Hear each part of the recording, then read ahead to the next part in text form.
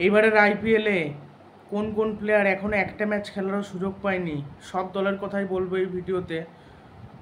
এখনও সব সব দলের 11টা 12টা 13টা করে ম্যাচ খেলা হয়ে গেছে, কিন্তু এরপরও অনেক টিমের প্লেয়াররা সুযোগই পায়নি, অনেক প্লেয়ার কি ওই টিমের হয়ে খেলার সুযোগই পায়নি।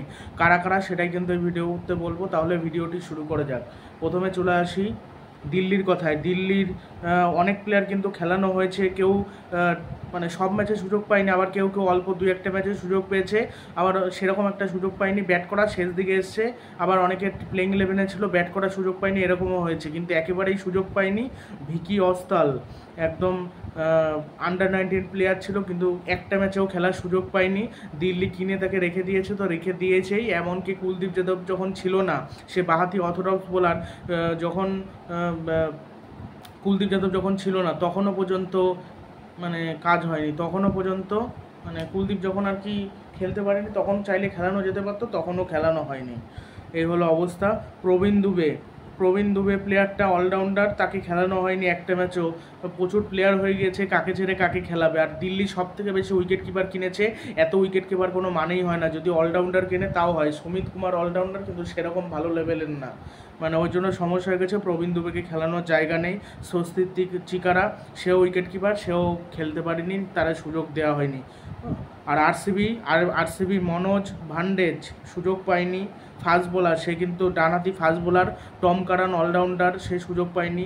অনেক বিদেশি প্লেয়াররা খেলতে পারেনি, লকি ফার্গুসন, তারপর উইল জ্যাক্স, এরা অনেকেই সুযোগ পেয়েছে। গ্লেন ম্যাক্সওয়েল খেলতে পারেনি, তাও সুযোগ পেয়েছে।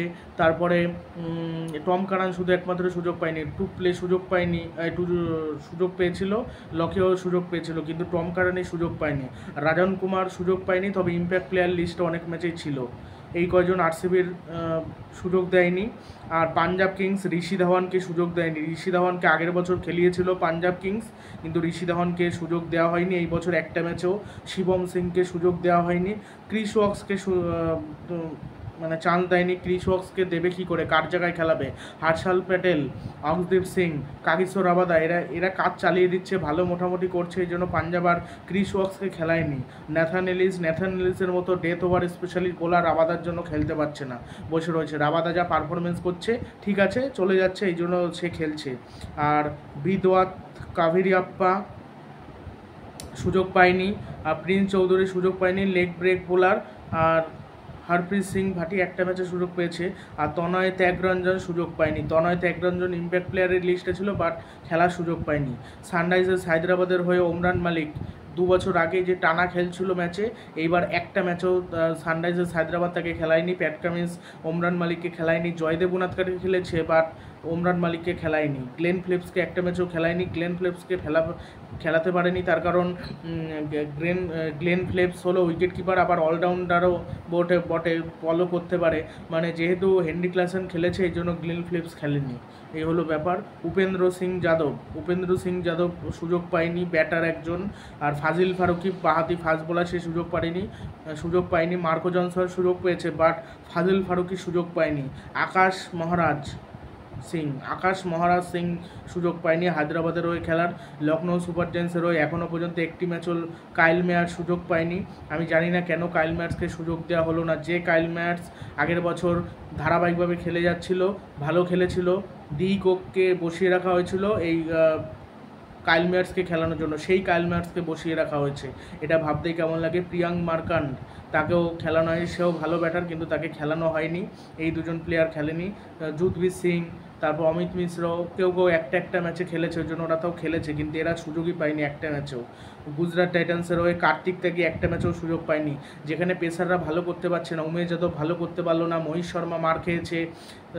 তাও ফাস্ট বোলার হিসেবে খেলানো হয়েছে ওই সন্দীপ ওয়ারিয়রকে, সে মোটামুটি বল করেছে, কিন্তু একটা ম্যাচও এখনও পর্যন্ত কার্তিক ত্যাগী সুযোগ পায়নি। সে কিন্তু ভালো বোলার, কিন্তু সুযোগই পায়নি, ভালো কোনো টিমে পড়েনি, তো এই জন্য সুযোগই পাচ্ছে না। সুশাঙ্ক মিশ্র বাঁহাতি লেফট হ্যান্ড বোলার, সেও সুযোগ পায়নি। সুশাঙ্ক মিশ্র আর জয়ন্ত যাদবও সুযোগ পায়নি। জয়ন্ত যাদব ভালো স্পিনার, কিন্তু তাকে খেলানো হয়নি, তার কারণ অফ স্পিনার খেলানোর প্রয়োজন বোধ করেনি, এই জন্য তাকে খেলানো হয়নি অফ স্পিনার। আর নূর আহমেদ, রশিদ খান এরাই খেলেছে। তারপরে সাই কিশোর খেলেছে কিছু ম্যাচে। আর সিএসকের হয়ে আরাবলী অবিনাশ উইকেট কিপার, সে সুযোগ পায়নি। সাইক রাশিদ সুযোগ পায়নি। রাজবর্ধন হাঙ্গারকার সুযোগ পায়নি। অজয় যাদব মণ্ডল সুযোগ পায়নি। নিশান সিধু সুযোগ পায়নি। প্রশান্ত সোলাকি সুযোগ পায়নি চেন্নাই সুপার কিংসের হয়ে। 1, 2, 3, 4, 5, 6টা প্লেয়ার কিন্তু চেন্নাই সুপার কিংসের হয়ে এইবারের আইপিএলে একটা ম্যাচেও কিন্তু সুযোগ পায়নি। আর কলকাতা নাইট রাইডার্সের হয়ে শিকর ভরত একটা ম্যাচেও সুযোগ পায়নি, প্রয়োজন পড়েনি। ফিল সল যেরকম পারফরমেন্স করেছে আর দরকার পড়েনি গুরবাজ আর শেখর ভরতকে, ওই জন্য গুরবাজও কিন্তু একটা ম্যাচেও সুযোগ পায়নি। এস রাদারফোর্ড সুযোগ পায়নি। এস রাদারফোর্ড রাসেলের বিকল্প, বাট রাসেল যেভাবে পারফরমেন্স করে দিয়েছে, বোলিংয়ে যেভাবে করেছে, আর দরকার পড়েনি এস রাদারফোর্ডকে সুযোগ দেওয়ার। আল্লাহ গজনফির মুজিবুর রহমানের পরিবর্তে কলকাতা নাইট রাইডার্স তাকে নিয়েছিল, কিন্তু নারিন যেভাবে পারফরমেন্স করে দিয়েছে তাকে আর খেলানো হয়নি। সাকিব হোসেনও সুযোগ পায়নি, চেতন সাকারিয়াও সুযোগ পায়নি। সাকিব হোসেন নেটে ভালো বল করছিল, বাট সাকিব হোসেন কার জায়গায় খেলবে? হর্ষিত রানা, ভৈভব আরোরা এরাই খেলে গেছে, এরা ভালো পারফরমেন্সও করেছে, এই জন্য সাকিব হোসেন আর চেতন সাকারিয়া এরা কিন্তু সুযোগ পায়নি। আর মুম্বাই ইন্ডিয়ান্সের হয়ে Shivalik Sharma leg break bowler, তাকে সুযোগ দেওয়া হয়নি। পীযুষ চাওলা সুযোগ পেয়েছে, পীযুষ চাওলার বিকল্প হিসেবে ওই যে আর একটা লেগ স্পিনার শ্রেয়াস গোপাল, সেও সুযোগ পেয়েছে, কিন্তু শিবালিক শর্মা সুযোগ পায়নি। আর অর্জুন তেন্ডুলকার একটা ম্যাচেও সুযোগ পায়নি, আগেরবার সুযোগ পেয়েছিল, এবার একটা ম্যাচেও সুযোগ পায়নি। কুমার কার্তিকেও একটা ম্যাচেও সুযোগ পায়নি। লাস্ট 2-3টে ম্যাচ রয়েছে, কুমার কার্তিকেও কেউ খেলাক। তারপর বিষ্ণু বিনোদও একটা ম্যাচও খেলায়নি, বিষ্ণু বিনোদকে খেলায়নি, তাকেও খেলিয়ে দিক, সব ডেবিউ করে দিক, তার কারণ যখন ম্যাচ হেরেই গেছে এখন তো কিছু বলার নেই, এখন এমনিতে সব খেলিয়ে দিক। রাজস্থান রয়্যালসের টম কোহলার ক্যাডমোরেকে যদি কলকাতা নিত তবে খেলাতোই। টম কোহলার ক্যাডমোরেকে রাজস্থান রয়্যালস খেলাতে পারেনি, তার কারণ কার জায়গায় খেলাবে? আর উইকেট কিপার তাদের দরকার নেই, উইকেট কিপার অলরেডি বাটলার রয়েছে, বাটলার ইম্প্যাক্ট প্লেয়ার হিসেবে নামছে, ব্যাট করছে, আর সঞ্জু স্যামসন তো উইকেট কিপিং করছে, এই জন্য টম ক্যাডমোরে আর সুযোগ পায়নি। টম ক্যাডমোরে পুরো বসেই রয়েছে। কুনাল সিং রাঠোর বসে রয়েছে, কুনাল সিং রাঠোর একটা ম্যাচেও সুযোগ পায়নি। আবিদ মুস্তাক জাদেজার মতো বাহাতি অফ স্পিন বল করতে পারে, বাহাতি অর্থোডক্স বল করতে পারে, তাকে খেলানো হয়নি, একটা ম্যাচেও সুযোগ 1, 2, 3। আর কলকাতার সব থেকে এবার আনচেঞ্জ রেখেছে টিম, বেশিরভাগ টিম মানে প্লেয়ারই আনচেঞ্জ। মানিশ পান্ডে একটা ম্যাচে শুধু ইম্প্যাক্ট প্লেয়ার হিসেবে খেলেছিল, বাট ভালোও খেলেছিল।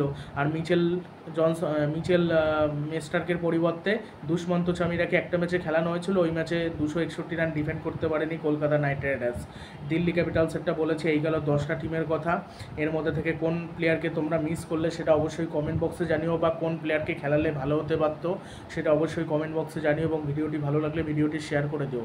আফগানিস্তানের যারা আর কি ফ্যান, তারা অনেকেই কষ্ট পাচ্ছে যে কেন গুরবাজকে খেলানো হচ্ছে না, কিন্তু ফ্যাক্ট ফিল সল যেভাবে পারফরমেন্স করে দিয়েছে, তারপরে তাকে কিভাবে বসাবে? আর গুরবাজকে আর ফিল সলকে একসাথে খেলানো অসম্ভব, সেই জন্যই সুযোগ পায়নি।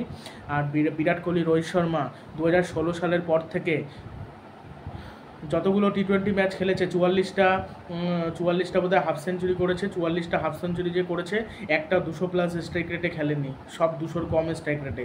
কোনো সময় 190, 185, 140, 145, মানে 200-র উপরে স্ট্রাইক রেটে একবারও 50 করতে পারেনি। 2016 সালে করেছিল বিরাট কোহলি পাঞ্জাবের বিপক্ষে 50 বলে 112, আর রোহিত শর্মা ওরকম 2016 না 17 সাল নাগাদ যেন করেছিল, তারপর আর করতে পারেনি। মানে দুজনে স্ট্রাইক রেট, ভালো স্ট্রাইক রেটে খেলতে পারেনি, বাট অত মেরে খেলতে না পারলেও খেলেছে। তারপরে যে ইম্প্যাক্টফুল ইনিংস খেলেনি বা ম্যাচ জেতানো ইনিংস খেলেনি, এইগুলো না, ম্যাচ জেতানো ইনিংস খেলেছে। ওরা অত মেরে ব্যাটিং করে না, এরা তো আর বিদেশি প্লেয়ার না। বিদেশি প্লেয়ার আর দেশি প্লেয়াররা একটু স্লো ব্যাটিং করে। সূর্যকুমার যাদব শুধু ওই প্লেয়ারটা একটু মেরে ব্যাটিং করে, কিছু প্লেয়ার তার মধ্যে দিয়ে রয়েছে যারা ভালো মেরে ব্যাটিং করে, এটাই হলো মূল বিষয়।